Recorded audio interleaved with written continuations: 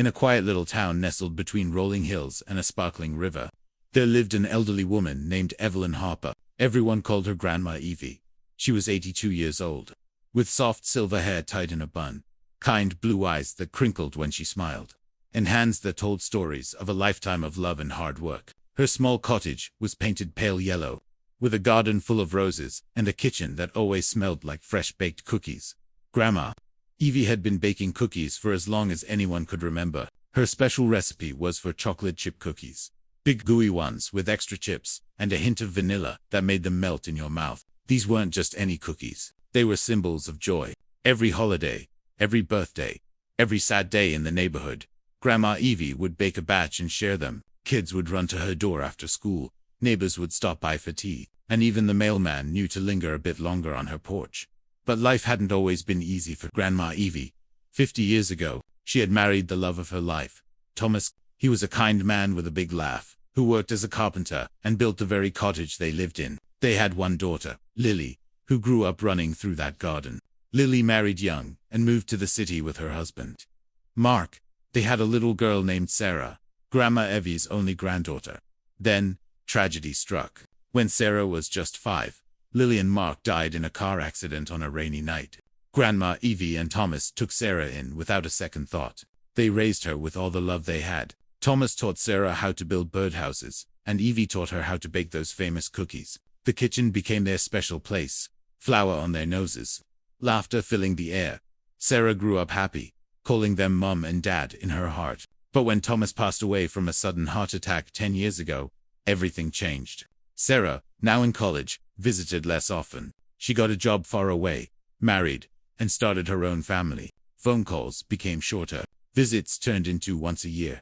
Grandma Evie was left alone in the big cottage. The garden grew wild. The kitchen stayed cold. She baked less and less. Loneliness crept in like a shadow. She would sit by the window, watching the empty street, wondering if anyone remembered her.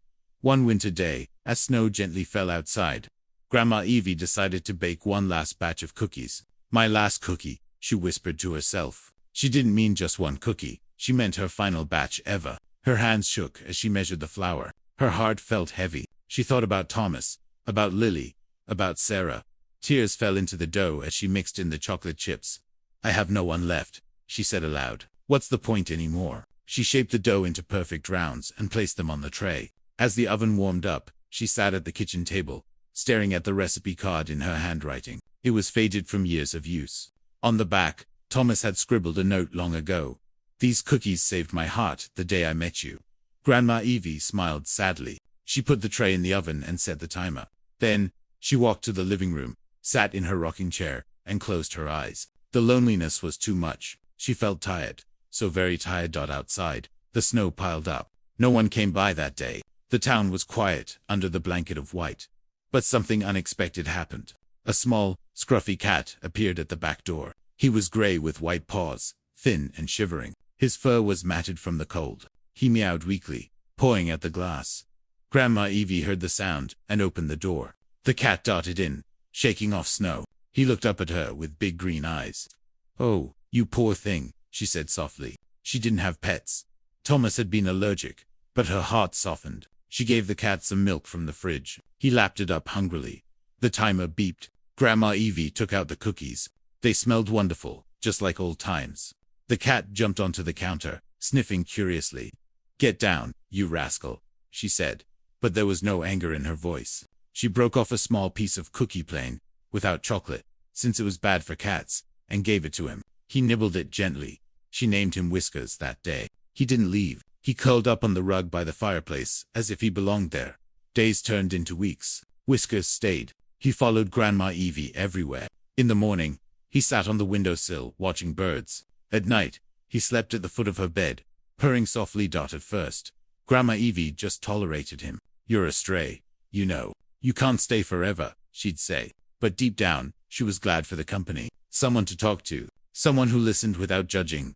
Spring came. The snow melted. Grandma Evie started gardening again. Whiskers helped by chasing butterflies and digging holes where she planted seeds.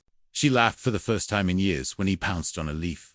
She began baking more. Not big batches, but enough for herself and a few neighbors. Whiskers always got his plain piece. One day, a letter arrived from Sarah. Grandma, I'm sorry I haven't visited. Life is busy with the kids. I miss you. Grandma Evie read it and felt the old sadness return. She sat at the table, head in hands. Whiskers jumped into her lap, rubbing his head against her arm. He purred loudly. You're all I have now, she whispered to him. But life has surprises. That summer, Sarah called. Grandma, we're coming to visit. The whole family. The kids want to meet you and bake cookies like you used to tell them about. Grandma Evie was overjoyed. She cleaned the cottage, planted new flowers, and baked practice batches. Whiskers supervised from the counter. When Sarah arrived with her husband and 2 young children, a boy named Tommy and a girl named Lily, after her mother, the house came alive again.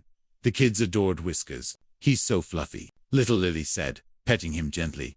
They baked cookies together. Flour everywhere, just like old times. Tommy dropped chocolate chips on the floor, and Whiskers cleaned them up. Sarah noticed how happy her grandma was. You've changed, Grandma. You seemed lighter. It's the cat, Grandma Evie said with a wink. He saved me. But then, a twist came. One evening, after the family left for their hotel, Grandma Evie found an old box in the attic while looking for more recipe cards. It was Thomas's things she hadn't touched since he died. Inside was a letter addressed to her, in his handwriting. She opened it, with trembling hands. My dearest Evie, if you're reading this, I'm gone. I wrote it years ago, when Sarah was little.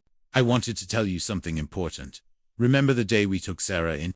You were so strong, but I know you've carried guilt, thinking maybe if we'd done something different, Lily and Mark wouldn't have been on that road. The truth is, there was a stray cat that night of the accident. The police report said a cat ran into the road, causing Mark to swerve on the ice. It broke my heart, but I never told you. I didn't want you to hate cats or blame an innocent animal. But life is funny. Maybe one day, a cat will find its way to you. And if it does, let it in. Let it heal what I can't anymore. Your cookies saved my heart. Now, let something save yours. Love forever. Thomas, Grandma Evie cried, big, healing tears. Whiskers jumped into her lap, purring. The cat wasn't just any stray. In a way, he was a gift, a circle closing. Sarah's family moved closer that year. Visits became regular. The kids grew up calling Whiskers their grandkitty. Grandma Evie baked endless batches, always saving plain pieces for him. Years later, when Whiskers grew old and passed peacefully in his sleep by the fireplace, Grandma Evie baked one special batch. She placed a plain cookie on its favorite spot. You saved my heart, she whispered. And in the oven, the chocolate chip cookies baked gooey, warm, full of love. Grandma Evie shared them with her family, telling the story of the cat who came in from the snow. The last cookie, she ate it herself, smiling. There were always more to bake. Because love, like a good recipe, never really ends.